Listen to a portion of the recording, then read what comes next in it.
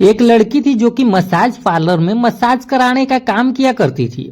और दोस्तों वह बहुत ही ज्यादा खूबसूरत थी और उसका उम्र तकरीबन 35 साल के आसपास थी। दोस्तों आपको तो पता ही है कि मसाज पार्लर में लीगल और अनलीगल दोनों ही काम होते हैं।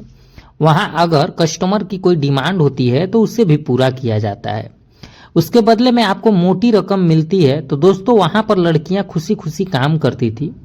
तो उसी में से एक लड़की थी जो बेहद ही खूबसूरत थी और उसी मसाज पार्लर में एक दिन दक्षिण अफ्रीका का व्यक्ति जो कि भारत घूमने आया था, वह काफी ज्यादा थका हुआ था। तो उसने सोचा कि चलो मसाज करा लेते हैं। तो दोस्तों मसाज कराने की नियत से उसमें प्रवेश करता है। इत्तेफाक से वही लड़की उसका मसाज करने के लिए तैयार हो जाती है। बेहद ही ज्यादा खूबसूरत थी और जैसे ही दोस्तों उसका मसाज करने के लिए शरीर को स्पर्श करती है तो वो व्यक्ति जो था उसके शरीर में एक बिजली सी दौड़ती है और उसके मुलायम हाथों के स्पर्श से कहीं ना कहीं उसके अंदर उत्तेजना होने लगती है। और जैसे जैसे उसकी उत्तेजना बढ़ती है वैसे वैसे उसके शरीर का अंग उभार करने लगता है। और उस उभार को देख के वे लड़की हैरान हो जाती है। उसने केवल फिल्मों में ही ऐसा देखा था, रियल में उसने कभी ऐसा नहीं देखा था। तो वह उससे कहती है कि सर मुझे ऐसा एहसास हो रहा है कि किसी चीज की आपको जरूरत हो रही है। हाँ जरूरत तो हो रही है, क्या पूरी हो सकती है? तो वह कहती है कि हाँ सर पूरी तो हो सकती है लेकिन आपके साथ यहाँ संभव नहीं है। तो वह कहता है कि अगर आपको एतराज ना हो तो आप मेरे घर चलिए, मेरा घर खाली है, मेरा पति बाहर गए हुए हैं, करीब 10 दिनों के बाद आएंगे और मैं भी जो हूँ वह आपके साथ उस पल को जीना चाहती हूँ और मेरी भी इच्छा हो रही है क्योंकि फिल्मों और मोबाइल में ही देखा है, कभी रियल में नहीं देखा है। तो वह कहती है कि एक काम करिए आप मेरे घर आ जाइए, मैं रात को घर पर अकेली रहूंगी, मैं आपको अपना नंबर देती हूँ, आप फोन कर लीजिएगा, मैं 8 बजे यहाँ से चली जाती हूँ, 8:30 तक घर पहुँच जाती हूँ, उसके बाद आप आइएगा। अब दोस्तों जब इस काम से छूटती है तो उसके बाद जो सुबह में मसाज कराने आया था अफ्रीकी, वह रात में उसके घर पहुंचता है। और जब उस रात में दोनों घर पर मिलते हैं तो शुरू होता है हवस का एक ऐसा भयानक खेल। और उस रात उस लड़की की जो दुर्गति होती है उसने कभी जीवन में भी नहीं सोचा था। उसने सोचने लगती है वो कि आज मैंने गलत बयान ले लिया। आइए जानते हैं पूरी कहानी। तो दोस्तों उससे पहले जो नए दर्शक हैं वो कृपया करके चैनल को सब्सक्राइब कर लीजिएगा और वीडियो को लाइक कर दीजिए। दोस्तों यह सच्ची घटना मुंबई के माया नगरी का एक इलाका वाली लगता है, यही की कहानी है। यहीं पर दोस्तों एक महिला जिसका नाम रागनी होता है, उम्र तकरीबन 25 साल के आसपास होती है, देखने में बहुत खूबसूरत थी, सुंदर चेहरा, सुंदर आंखें, लंबा कद और जिसे ऊपर वाले ने फुर्सत से बनाया था। उसकी शादी को 3 साल हो चुके थे। विक्रम एक मल्टीनेशनल कंपनी में बड़ी पोस्ट पर था। वह विक्रम का काम ऐसा था कि उसे महीनों महीनों विदेश में रहना पड़ता था। उसके बच्चे नहीं थे तो घर की खामोशी रागनी को काटने के लिए दौड़ती थी। इस बार भी विक्रम को गए हुए लगभग 2 महीने हो चुके थे। रागनी वाली के एक शानदार फ्लैट था जिसमें वह अकेले रहती थी। विक्रम को उसने बता रखा था कि वह एक इवेंट मैनेजमेंट कंपनी में काम करती है जहां उसे 25,000 से रुपए मिल जाते हैं। यह एक बड़ा झूठ था। सच तो यह था कि रागनी पैसों के लालच और अकेलेपन से तंग आकर एक ऐसी दुनिया में कदम रख चुकी थी जहां जिस्म की बोली लगती थी। वह एक हाई प्रोफाइल मसाज पार्लर में काम करती थी। नाम का मसाज पार्लर था। वह वहां हैप्पी एंडिंग से लेकर फुल सर्विस तक का सब कुछ होता था। वहां बस कीमत सही होनी चाहिए।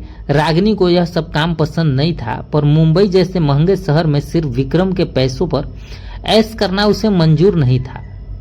उसे अपनी खुद की पहचान चाहिए थी और ढेर सारा पैसा भी। वह खुद को तसल्ली देती थी कि यह बस कुछ वक्त की बात है, जब अच्छा खासा बैंक बैलेंस बन जाएगा तो सब छोड़ देगी। पर वह दलदल में ढलती जा रही थी। हर रोज अलग अलग मर्दों के जिस्म को छूना, उसकी गंदी नजरें, बातें सहना, रागनी अंदर से खोखली होती जा रही थी। उस दिन भी एक आम आदमी के जैसा ही दिन था। जब शाम 6 बज रहे थे, मुंबई की हवा में हल्की नमी थी। रागिनी अपने पार्लर सिल्क टच में बैठी क्लाइंट का इंतजार कर रही थी। तभी दरवाजे पर एक लंबा चौड़ा विदेशी आदमी आकर रुका। उसका नाम जोसेफ था। वह साउथ अफ्रीका का रहने वाला था। उसका उम्र करीब 40 के आसपास था। चेहरे पर थकान और आंखों में एक अजीब सी शराफत थी। वह एक हफ्ते से टूर पर इंडिया आया हुआ था और आज दिन भर घूम घूम कर बुरी तरह से थक चुका था। उसने सोचा चलो मसाज करवाकर बॉडी को थोड़ा रिलैक्स किया जाए। उसकी नज़र पार्लर के दुकान पर पड़ी और वह अंदर आ गया। काउंटर पर बैठी मैनेजर सोनिया ने उसे देखा और अपनी मीठी सी मुस्कान बिखेर दी और बोली, क्या करना है सर? जोसेफ बोले, मुझे एक अच्छा बॉडी मसाज चाहिए, मैं सच में बहुत थक गया हूँ। सोनिया ने लिया उसे मसाज के पैकेज समझाए। जोसेफ ने एक सिंपल सीडिस मसाज चुना। सोनिया ने इंटरकॉम पर बटन दबाया। रागिनी से बोली, रागिनी केबिन नंबर 3 में आ जाओ, एक क्लाइंट है। रागिनी उठी और केबिन नंबर 3 की तरफ पड़ी। जैसे ही उसने दरवाजा खोला, अंदर बैठे जोसेफ की नजर उस पर पड़ी और पड़ती ही रह गई। लाल रंग की सिल्क साड़ी में रागिनी का गोरा बदन का डाला रहा था। उसकी आंखों में एक उदासी थी जो उसकी खूबसूरती और उसका गहरा बना दे रही थी। जोसेफ ने उसे ऊपर से नीचे तक देखा और उसकी नजरों में वासना से ज्यादा एक हैरानी थी, जैसे कोई कला का नमूना देख रहा हो। रागिनी को मर्दों की नजरें पड़ने की आदत थी और जोसेफ की नजर उसे अलग लगी। उसने वह चुभन नहीं लगी। वह धीरे धीरे मुस्कुराई। सर आप लेट जाएं। जोसेफ मसाज टेबल पर लेट गया। रागिनी ने अपने हाथों में खुशबूदार तेल लिया और उसकी पीठ पर डाला। जैसे ही रागिनी के मुलायम हाथों ने जोसेफ की सख्त पीठ को छुआ, जोसेफ के पूरे बदन में एक कस सा दौड़ गया। रागिनी के हाथ किसी जादूगर की तरह चल रहे थे। वह सिर्फ मसाज नहीं कर रही थी, जैसे वह उसके पूरे दिन की थकान को अपने हाथों से सोख रही थी। जोसेफ की आंखें बंद थी, पर वह हर स्पर्श को महसूस कर रहा था। धीरे धीरे उसके शरीर की अकड़न कम होने लगी और एक अजीब सी उत्तेजना बनने लगी। यह सिर्फ शारीरिक नहीं थी, इसमें एक भावनात्मक खिंचाव भी था। उधर रागिनी भी कुछ ऐसा ही महसूस कर रही थी। रोजाना का काम होने के बावजूद आज उसे यह सिर्फ काम नहीं लग रहा था। जोसेफ के मजबूत जिस्म को छूते ही उसके अंदर एक हलचल सी होने लगी थी। उसने आज तक ऐसे मर्द सिर्फ फिल्मों में या मोबाइल पर अफ्रीकन वीडियोज में देखे थे। आज हकीकत में ऐसा कुछ उसके सामने था। मसाज करते करते रागिनी ने महसूस किया कि जोसेफ के शरीर में तनाव बढ़ रहा है। एक अलग किस्म का तनाव। उसके शरीर के अंग उभरने लगे थे। यह देखकर रागिनी की भी हिम्मत बढ़ी। उसने अपनी आवाज को और नरम करते हुए पूछा, सर मुझे ऐसा लग रहा है कि आपको किसी और चीज की जरूरत है। जोसेफ ने खोली आंख और आंखों में एक सवाल था। वह बोला, जरूरत तो है, पर मुझे नहीं लगता कि यह सब यहाँ मिलेगा। रागिनी उसकी बात काटते हुए बोली, यहाँ सब कुछ मुमकिन है सर, लेकिन सच कहूँ ना, आपको देखकर मेरी भी इच्छा हो रही है कि आपके साथ कुछ वक्त गुजारूं। यह कहते हुए रागिनी की आवाज में एक शर्म थी, एक सच्चाई थी। वह बोली, मैंने बस फिल्मों में ही देखा है, मैं वह सब महसूस करना चाहती हूँ। जोसेफ हैरान था। वह कोई आम पार्लर वाली लड़की का रटा रटाया डायलॉग नहीं था। उसकी आंखों में एक सच्चाई थी, एक चाहत थी। जोसेफ को भी रागिनी में एक अजीब सा अपनापन महसूस हो रहा था। वो बोला, तो फिर क्या किया जाए? रागिनी ने एक पल सोचा और फिर हिम्मत भरा फैसला लिया। एक काम करिए, मेरे पति 1 हफ्ते के लिए शहर से बाहर हैं। मैं घर पर अकेली रहती हूँ। अगर आप चाहें तो आज रात मेरे घर पे मेरे साथ बिता सकते हैं। मुझे कोई परेशानी नहीं होगी। यह ऑफर सुनकर जोसेफ की आंखों में चमक आ गई। पार्लर के नकली माहौल से दूर एक घर में इस खूबसूरत औरत के साथ यह ख्याल ही रोमांचक था। उसने तुरंत कहा, ठीक है। रागिनी ने अपना पर्सनल नंबर दे दिया और कहा, मेरी छुट्टी 8 बजे होगी। मैं आपको लोकेशन भेज दूंगी, आप रोड पर आ जाना, मैं आपको लेने आ जाऊंगी। जोसेफ मसाज करवाकर बाहर निकला, पर उसका दिल और दिमाग अब रागिनी के पास ही अटका हुआ था। वह बेसब्री से 8 बजे का इंतजार कर रहा था। रात के 8:30 बजे रागिनी अपने फ्लैट पर पहुंची। उसने जल्दी से शावर लिया। आज उसे किसी क्लाइंट के लिए नहीं बल्कि खुद के लिए तैयार होना था। उसने अपनी अलमारी खोली और एक काले रंग की छोटी सी सैटिन की ड्रेस निकाली। ड्रेस ऐसी थी कि उसके शरीर का हर उभार साफ पता चल रहा था। हल्के मेकअप और खुले बालों में वह किसी अप्सरा से कम नहीं लग रही थी। उसने घर को ठीक किया, हल्की हल्की खुशबू वाला रूम फ्रेशनर छिड़का और एयर फ्रेशनर चला दिया। उसका दिल जोर जोर से धड़क रहा था। एक अनजान आदमी को अपने घर पर बुलाना खतरनाक हो सकता था, पर उसका दिल कह रहा था कि जोसेफ वैसा आदमी नहीं है। 9:45 के करीब जोसेफ का फोन आया। मैं तुम्हारी भेजी हुई लोकेशन के पास हूं, आप वहीं रुकिए, मैं आ रही हूं, कहकर रागिनी नीचे भागी। सड़क पर जोसेफ एक टैक्सी के पास खड़ा था। रात की रोशनी में वह भी हैंडसम लग रहा था। रागिनी को देखकर वह बस देखता ही रह गया। तुम बहुत खूबसूरत लग रही हो। रागिनी शर्मा गई। चलिए, कहकर उसे अपने फ्लैट के अंदर ले आई। अंदर आते ही जोसेफ को घर का माहौल बहुत सुकून भरा लगा। रागिनी ने उसे सोफे पर बैठने को कहा और बोली, आप बैठिए, मैं 10 मिनट में आती हूँ। वह किचन में गई और फ्रिज में विस्की की एक बोतल और 2 गिलास निकाल ले आई। रागिनी को पीने का शौक था, पर वह अक्सर अकेली ही पीती थी। आज कोई साथ था। आप पिएंगे? उसने जोसेफ से पूछा। क्यों नहीं, जोसेफ मुस्कुराया। रागिनी ने दोनों के लिए पैक बनाए। दोनों सोफे पर आमने सामने बैठ गए और बातों का सिलसिला शुरू हो गया। जोसेफ ने अपने देश, अपने काम, अपने परिवार, अपने बच्चों के बारे में बताया। रागिनी ने भी अपनी झूठी जॉब और सिंगल जिंदगी के बारे में बताया। बस सच को बड़ी सफाई से छिपा लिया। जैसे जैसे विस्की का नशा पड़ रहा था, दोनों के बीच की झिझक खत्म होने लगी थी। वह एक दूसरे के करीब आ रहे थे। उनकी बातें अब गहरी हो रही थी। वह एक दूसरे की आंखों में खोए हुए थे। कब बातों बातों में जोसेफ ने रागिनी का हाथ पकड़ लिया, पता ही नहीं चला। रागिनी ने भी अपना हाथ नहीं हटाया। जोसेफ धीरे धीरे उसके करीब आया और उसके चेहरों को अपने हाथों में ले लिया। तुम्हारे आंखों में बहुत दर्द है रागिनी। यह सुनकर रागिनी की आंखें भर आई। आज तक किसी ने उसे खूबसूरती के पीछे का दर्द देखने की कोशिश नहीं की थी। वह खुद को रोक नहीं पाई और जोसेफ के सीने से लगकर सिसकने लगी। जोसेफ उसे चुप सहलाता रहा। जब वह शांत हुई तो उसने नजरें उठाकर जोसेफ को देखा। दोनों की सांसें एक दूसरे से टकरा रही थी और फिर जो होना था वह हो गया। उसके होंठ मिल गए। वह एक लंबा, गहरा और भावुक किस था।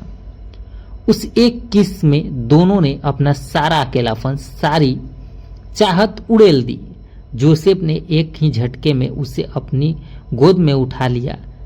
सोफे पर ही उनके बीच दीवानगी का खेल शुरू हो गया। जोसेफ ने एक झटके में उसकी ड्रेस के धागे खींच दिए और वह नाजुक सा कपड़ा रागिनी के बदन से अलग हो गया। चांदनी रात की रोशनी में रागिनी का शरीर संगमरमर की तरह चमक रहा था। रागिनी ने भी हिम्मत करके जोसेफ के कपड़े उतार दिए। जैसे ही जोसेफ पूरी तरह बेपर्दा हुआ, उसे देखकर रागिनी एक पल के लिए डर गई। आज तक उसने ऐसा कुछ सिर्फ कल्पना में सोचा था। उसे लगा कि आज पता नहीं उसके साथ क्या होगा। कहीं उसने कोई गलती तो नहीं कर दी। पर फिर उसके मन में कहा, जो भी होगा झेल लूंगी। दर्द होगा तो वह भी सह लूंगी, पर जो आनंद आएगा वह भी तो मेरा ही होगा। उसने अपने मन को हिम्मत दी। जोसेफ उसे लेकर बेडरूम में चला गया। बिस्तर पर लेटाते ही जैसे ही शुरुआत हुई, रागिनी के मुंह से एक तेज चीख निकली। वह चीख दर्द और एक अजीब सी सुख की मिली जुली थी। आवाज इतनी तेज थी कि जोसेफ भी डर गया। वह एक पल तो रुक गया। क्या हुआ? मैंने तुम्हें चोट पहुंचाई? उसने चिंता से पूछा। रागिनी दर्द से कर्रा रही थी, पर उसकी आंखों में एक नशा था। उसने हाँफते हुए कहा, दर्द हो रहा है बहुत, पर कोई बात नहीं है। तुम रुको मत, मैं दोबारा नहीं चिल्लाऊंगी। इतना सुनना था कि जोसेफ ने अपनी पूरी ताकत और अपना पूरा प्यार उस पर झोंक दिया। इस बार रागिनी की आवाज उसके गले में ही दब गई। वो दर्द को सहते हुए उस आनंद की सागर में डूब गई थी। उसे पहले कभी महसूस नहीं हुआ था। उस रात का वह सिलसिला चलता रहा। दोनों एक दूसरे में खोए हुए थे। जिस्म से शुरू ही कहानी कब रूह तक पहुंच गई, उन्हें पता नहीं चला। सुबह जब रागिनी की आंख खुली तो उसने खुद को जोसेफ की बाहों में पाया। रात का हर एक पल उसकी आंखों के सामने घूम रहा था। वह शर्मा गई। जोसेफ जाग रहा था और उसे ही देख रहा था। गुड मॉर्निंग, वह मुस्कुराया। गुड मॉर्निंग, रागिनी ने धीरे से कहा। जोसेफ ने उसके माथे को चुमा और बोला, रागिनी, मेरा पति तो 8 से 10 दिन बाद आएगा। मेरी फ्लाइट 3 दिन बाद की है। मैं चाहता हूं कि 3 दिन मैं तुम्हारे साथ गुजारूं। तुम्हें जितने पैसे चाहिए मैं देने को तैयार हूं। पैसे का नाम सुनकर रागिनी को एक पल के लिए बुरा लगा। क्या वह उसे भी बाकी मर्दों जैसा ही समझ रहा है, बाकी औरत जैसी ही समझ रहा है? फिर क्या? उसने जोसेफ की आंखों में देखा। वह सिर्फ चाहत थी, कोई सौदा नहीं। वह पैसे बस एक फॉर्मेलिटी के लिए बोल रहा था। और सच तो यह था कि रागिनी खुद भी चाहती थी कि वह रुके। उसे वह आनंद व अपनापन और चाहिए था। वह मुस्कुराए। पैसे की बात नहीं है जोसेफ, आप रह सकते हैं। रागिनी ने उस दिन पार्लर से छुट्टी ले ली और फिर अगले दिन मानो 3 दिन किसी दुनिया में ही नहीं थी। वह दिन भर साथ रहते, कभी बालकनी में बैठकर चाय पीते तो कभी साथ में खाना बनाते। जोसेफ उसे अपने देश की बातें बताता और रागिनी उसे अपनी पसंद नापसंद। वह दोनों ऐसे रह रहे थे जैसे सालों से एक दूसरे के साथ रहते हैं और जानते हैं। इन 3 दिनों में उन्होंने सिर्फ जिस्मानी प्यार नहीं बल्कि एक दूसरे की आत्मा को छुआ। वह रात में वाली सी फेस पर हाथ में हाथ डालकर घूमते, समंदर की लहरों को देखते और घंटों बात करते रहे।